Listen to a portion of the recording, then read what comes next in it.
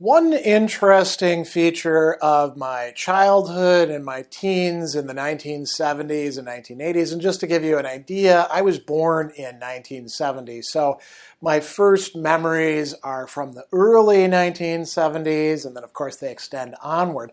But one of the interesting features culturally was that we would watch a good bit of television. There were a lot of worries at the time that, oh, these kids aren't reading enough books, they're rotting their brains with watching too much TV. But television was very different back then. So there were some important transformations that took place that perhaps current generations are unaware of. So one of these was that until the mass production of ways of recording things, you really couldn't have shows that you could watch when you wanted to. You were stuck with when they were going to be on TV. So the VCR came out. There was a competition to it, the Betamax, that didn't really take off. And by the mid 1980s, they were everywhere, but they didn't really take off until I would say maybe late 70s, early 80s, depending on where you were living. And so you could use them to record TV shows. You could actually program them to do that. Sometimes, if they weren't programmable, you'd have to, or you didn't know how to do it, you'd have to actually be there and physically hit record. And then other things were available. If you were rich, there were laser discs. But again, they didn't really take off. So for the most part, you watched what was on the TV. And then, of course, there was cable as well. And I would say by the end of the 80s, was satellite TV becoming a thing? Maybe in a few places. But cable was different. You had to live in an area where you could get cable. You had to pay for cable. It cost money. The only time that we ever had it was when the cable companies were running a special deal. And so we got 3 months worth free. And then that was it for cable for us. But other kids had that, at some point in the 1980s. But in the 1970s and the early 80s, what you had were the TV shows that were currently running, and they would be on at particular times. In the daytime, you would have game shows like The Price is Right. So if you were staying home from school, you might watch that. There would be other game shows there was one about jokers. I don't quite remember what it was. And, some of these go back quite a ways. There were soap operas, but they were kind of schmaltzy, kind of dumb stuff, quite frankly. And then there were the nighttime shows, after the news was done, because the news here in the Midwest came on at 5 o'clock, 6 o'clock, and 10 o'clock on the main, ABC, NBC, and CBS stations. There was also PBS, Public Broadcasting System, and that was a whole different thing, right? There were a lot of things for kids, a lot of sort of edutainment stuff, and that was cool. But I'm not going to talk too much about that. I'm more going to talk about the shows that we would watch, and we wouldn't watch them necessarily when they came on. We would watch them in what are called reruns. So at a given time slot during the day, the independent channels that we had here in the greater Milwaukee area, extending way, way out, which included Channel 18 and Channel 24, and then if you could turn your dish to the south, you could also get Chicago's Channel 32 as well, or your antenna to the south. They would have all sorts of shows that were previously done and then went into syndication. So they would play things. For example, Gilligan's Island was played all over the place. They also had cartoons, but I'm not really going to talk about cartoons here. That might be a topic for a whole other video. And even the regular networks during that kind of dead time in the day when most people would be at work or doing other things, out and about, they would run reruns of other shows. For example, Barney Miller or Sanford and Son, or the Jeffersons or things along those lines. So it would be shows that had been done and off the air for a while. MASH was another really popular one. Even though MASH was still running, you could watch old episodes of it sometimes, depending on where you were. So how did you find out what was on? There were basically two ways to find out what was going to be playing at any given time. You turned the TV on, and you saw what they were running. And sometimes they'd say, hey, at the top of the hour, we're switching over to Star Trek or Space 1999 or something like that, right? The other way was you picked up a TV guide, which was an actual magazine that you could buy at the store, or you got somebody else's TV guide. The newspapers would also say what was on that day, what was coming up. And I think you could get something on Sunday, maybe that showed you what was coming up for the week. And so, like, if there was, like, here's a show that I used to watch, Hogan's Heroes, right? It's in the summertime. I'm home from school. It's coming on at 2 p.m. on Channel 24. If I wanted to see Hogan's Heroes, I would know, okay, that's the time to turn the TV on and we'll watch it. And, my mom was fairly cool when my dad was around with us getting to watch shows, so long as we didn't watch too much of it. And then when she was working, she didn't pay any attention to it, so long as we got the chores done. And there were so many shows that I only saw in reruns. A prime example of that, when we were kids, Gilligan's Island or Gidget, right? They were long off the air by the time that we were watching TV, but you could find them somewhere. Somebody was broadcasting them. And there were, lots of shows like that. A lot of them were not very good. Some of them were oriented towards kids and teenagers. Like, there was this really stupid show called The Boogaloos, and it was about bugs, or people that were anthropomorphic bugs.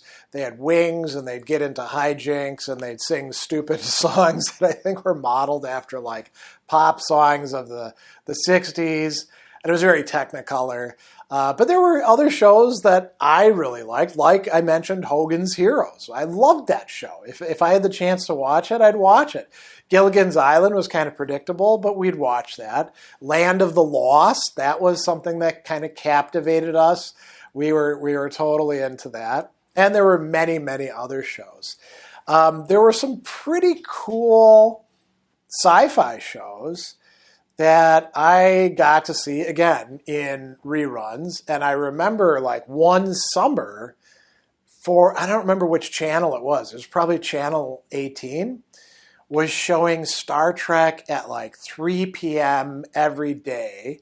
And I would make sure I was there so I could tune in to see Star Trek. And over the summer, I probably watched about 60, 70 episodes of Star Trek. And I got to know that whole universe. And then I would go to the library and get Star Trek books, So it was a lot of fun. And it was something that you'd watch with other kids. They'd come over, you'd sit around, maybe have a snack or something, lay on the floor or on the couch and then watch a show. And then you go back outside and do something else. Me and my sister watched a lot of shows like that. And usually there wouldn't be too much conflict, even though often there was only one television in a house, because there wasn't much else on, right? Unless one of the adults was there and I want to watch this, I want to watch that. And then you're screwed as a kid, right? You don't get to watch what you want to see. So there was a lot of that going on. And so you would make a deliberate effort to get to watch these shows that you were interested in. Some of them you had to stay up late to get to see. For example, Benny Hill, which if you've ever seen it, it's pretty risque. Me and my sister and my friends got really into it, not least because, it was very funny, but there were also all sorts of, for me and my friends, scantily clad ladies in the show that we wanted to see Benny Hill, getting chased around by or chasing around or reacting to. So there were all sorts of interesting shows, but they usually centered around either like a variety kind of thing or some sort of coherent narrative. And we ended up having two televisions in the house after a while when my grandfather moved in with us. And he was from Arlington Heights in the Chicagoland area, and he brought with him a state-of-the-art, at that time, TV antenna that had like a controller that would allow it to rotate, right? So when it was facing the right way, we would be able to get television from Milwaukee and maybe from Madison on a good day. When it was facing the other way, so facing south, we could get all the Chicago stations. And that meant actually having a greater variety. So if Grandpa was watching the White Sox play, well, we got to watch the Chicago stations then. And so for like ABC, NBC, CBS, that was fine. They're all the same with PBS. But they had Channel 32, and Channel 32 had shows that we didn't get up in Milwaukee. So you might miss your Hogan's Heroes, but get to see something a little bit more exotic, we might say. The other thing that Grandpa Sadler did when he came to live with us, when my dad was still alive, is we had a finished basement by that time, and he spent much of his time in the basement, smoking like a chimney, drinking beer and wine, and watching TV, and sometimes also listening to ball games at the same time. And I actually spent a good bit of time downstairs as well, because our workshop was downstairs, right next to where the finished part of the basement was. So we had like a tool bench and vise and all that kind of stuff, and I would work on my wood projects or fishing lures or stuff like that. And Grandpa Sadler would be watching things like all day long. I mean, he was retired.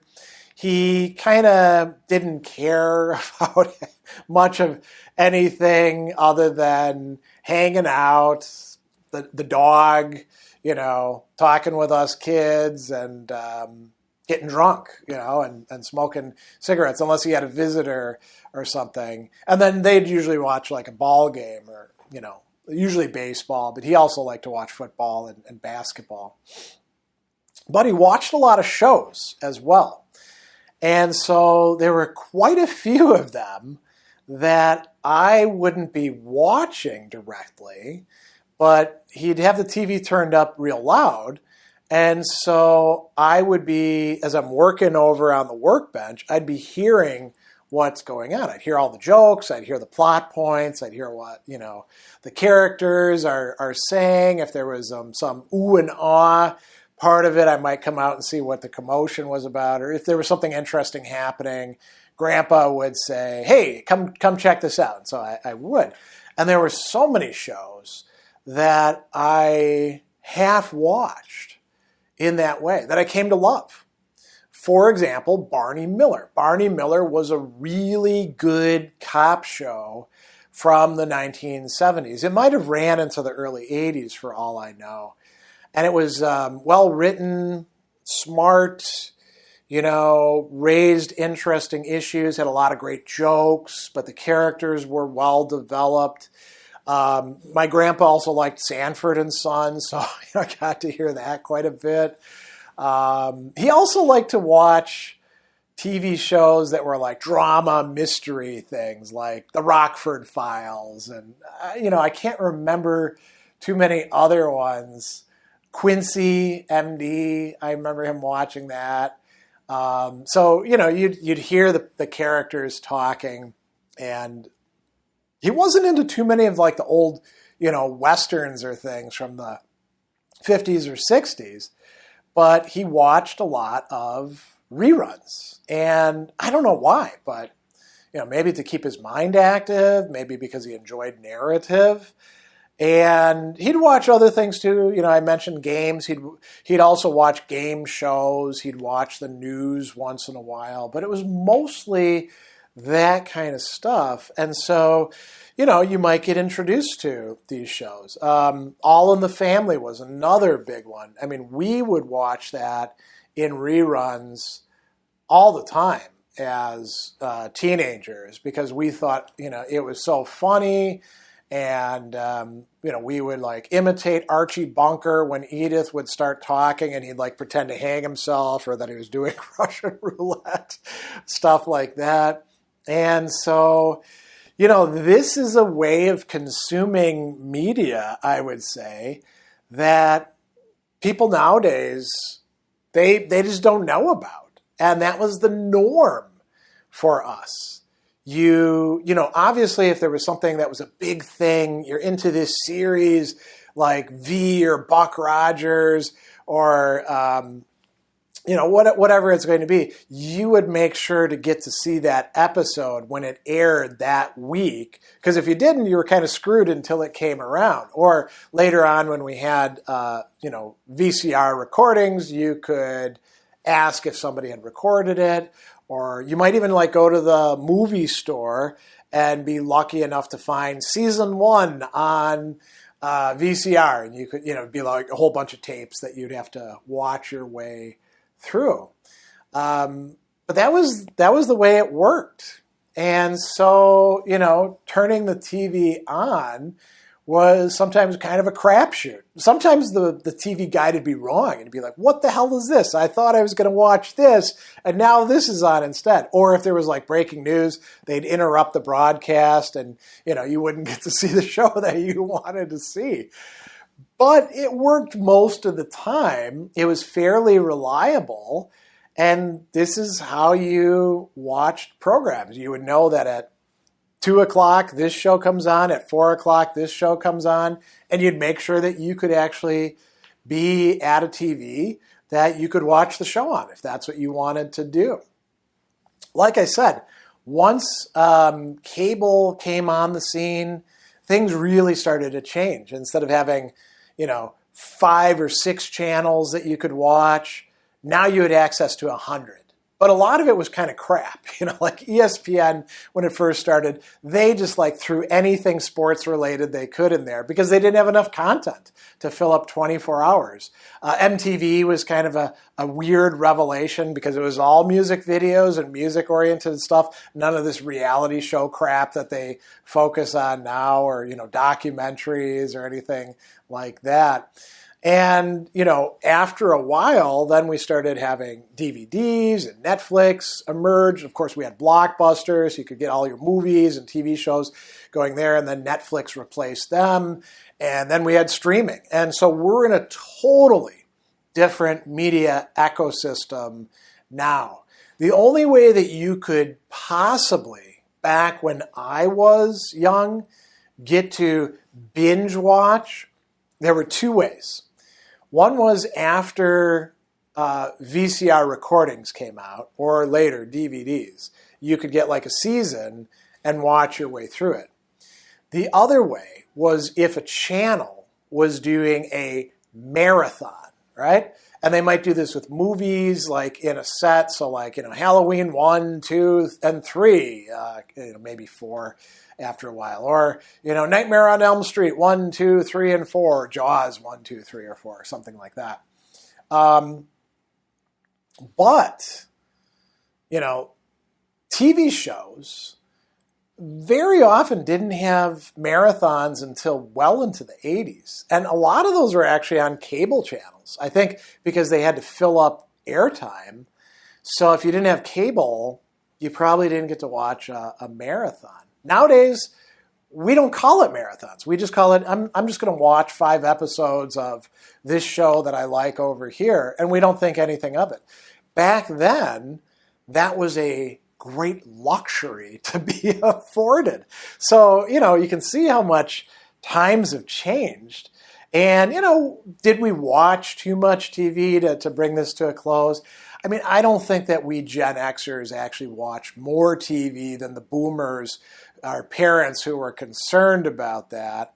And we certainly didn't watch more than the millennials or, the Zoomers or the new generation that's coming up. But it was a different kind of TV. And maybe the standards for us were a bit lower. The writing probably for a lot of the shows wasn't quite as good because they could get away with more, right? Nowadays, if you're going to create a show, you really need to know what you're doing if you want it to succeed. Back then, you made a show and it might hit or it might miss, and there were, a lot of very episodic shows where there really wasn't a lot of advancement of plot, character, or anything like that. A lot of that had to wait until much later on. But it was something that we really enjoyed, we looked forward to. And so for those of you who remember that, maybe this took you down memory lane a little bit. For those of you who didn't know about that, maybe, now you know a little bit more about what it was like for people before all of these really cool technological advances became an integral part of our daily life and media consumption.